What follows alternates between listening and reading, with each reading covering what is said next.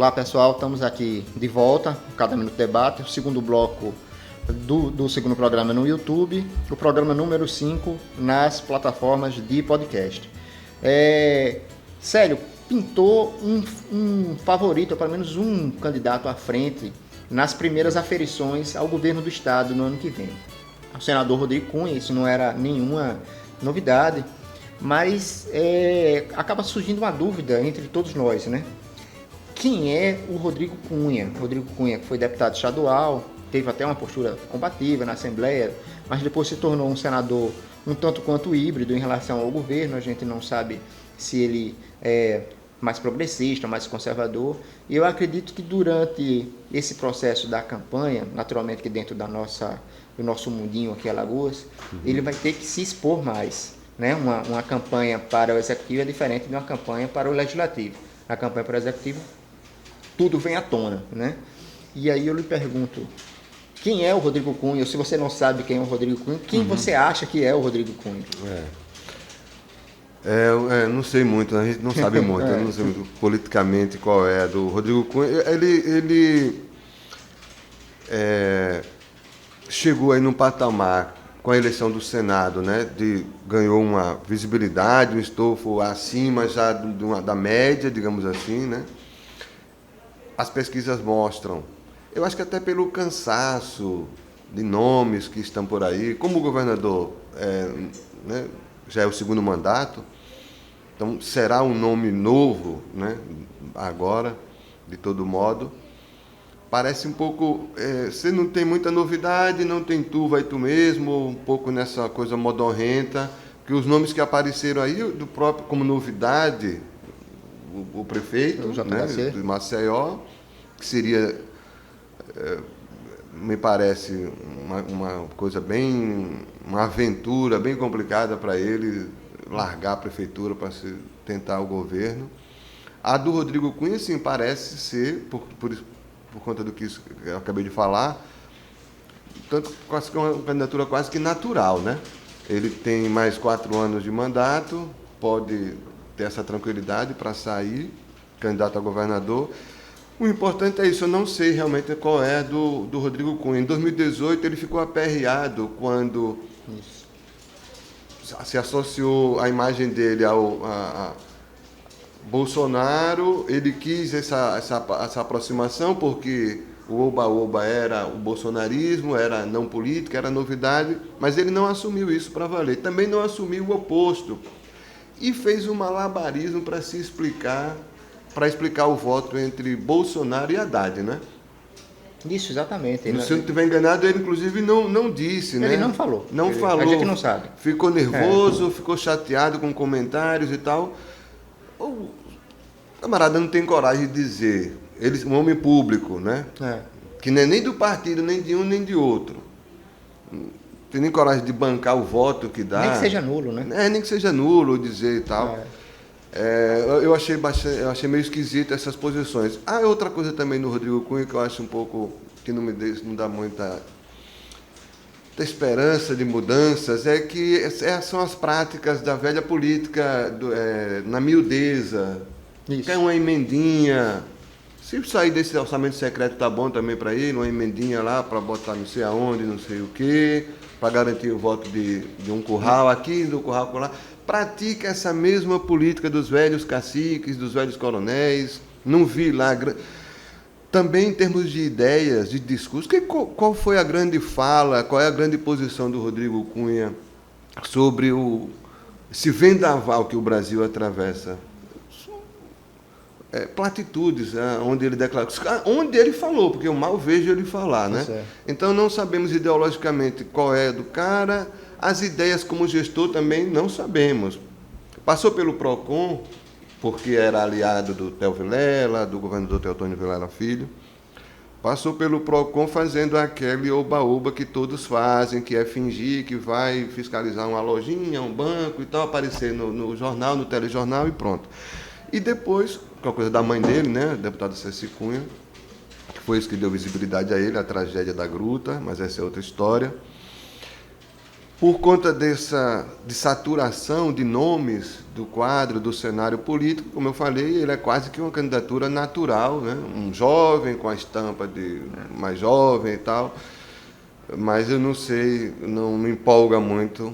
Não estou querendo aqui fazer campanha nem contra nem a favor, não é isso, né? Estou avaliando a figura do... Eu acredito que tem a questão partidária também. Ele é um tucano, ele é do PSDB. Ah, sim, esse é um dado curioso. Ele vai ter a oportunidade agora, uma campanha para PSDB em decadência, né?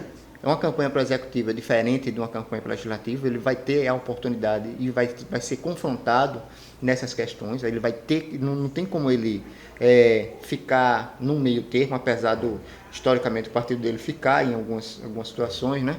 Mas voltando para essa questão partidária, ele é do PSDB.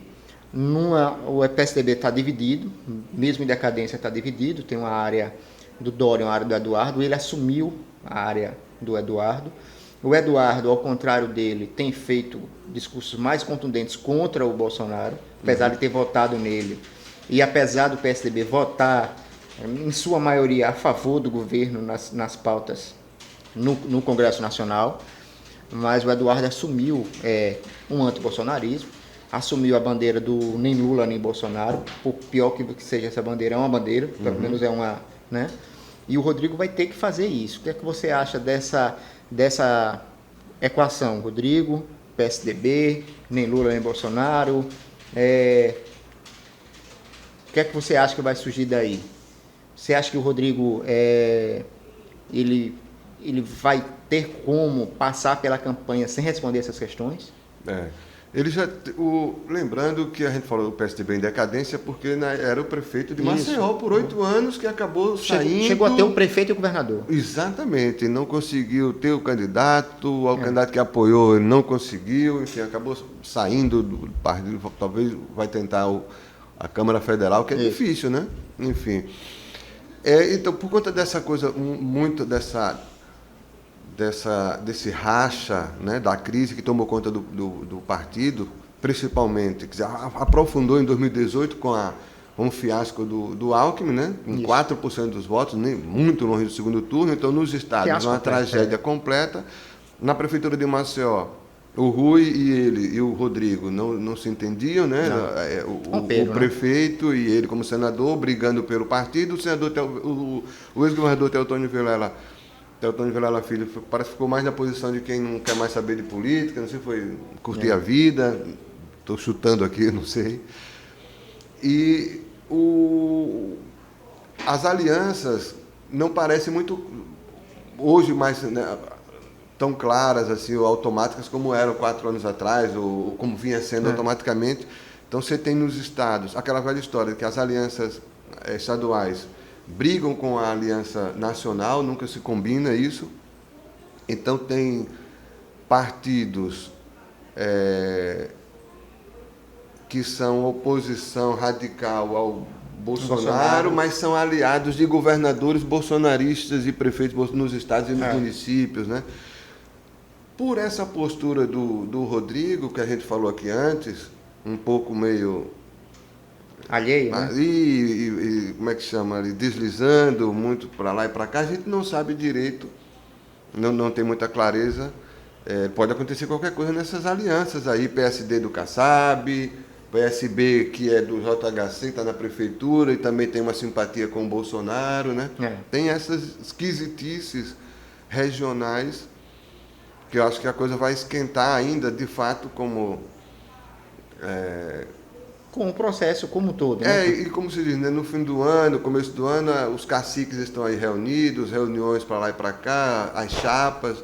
De fato, eu acho que a coisa passa a ter uma clareza maior a partir do primeiro semestre. A pré-convenção da Barra de São Miguel, né? A pessoa fala que ali na Barra de São Miguel tem pré-convenções. Né? Pré-convenções, né? As casas de praia das pessoas são... dos figurões, dos caciques. Para quem não conhece de Alagoas, Barra de São Miguel é um balneário nosso aqui, e onde a maioria dos caciques eleitorais tem casa, e as conversas ali fluem, e os candidatos acabam surgindo dali, né? Então, acho que ainda vai...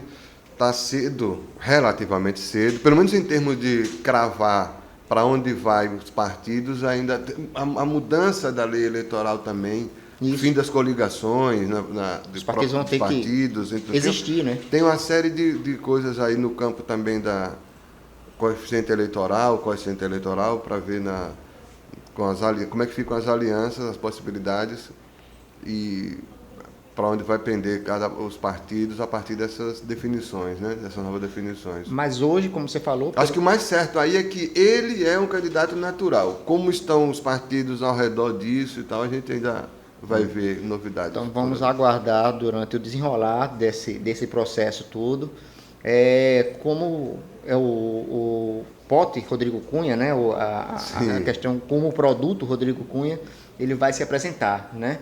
A gente pode, para a gente poder fluir mais sobre até as escolhas dele, mas o importante é que se tenha as escolhas, né? Exatamente. Né? Obrigado, pessoal. Esse foi o segundo bloco, a gente falou mais ou menos sobre a política local e daqui a pouco a gente volta para o terceiro bloco, o episódio 6, né? No caso do podcast.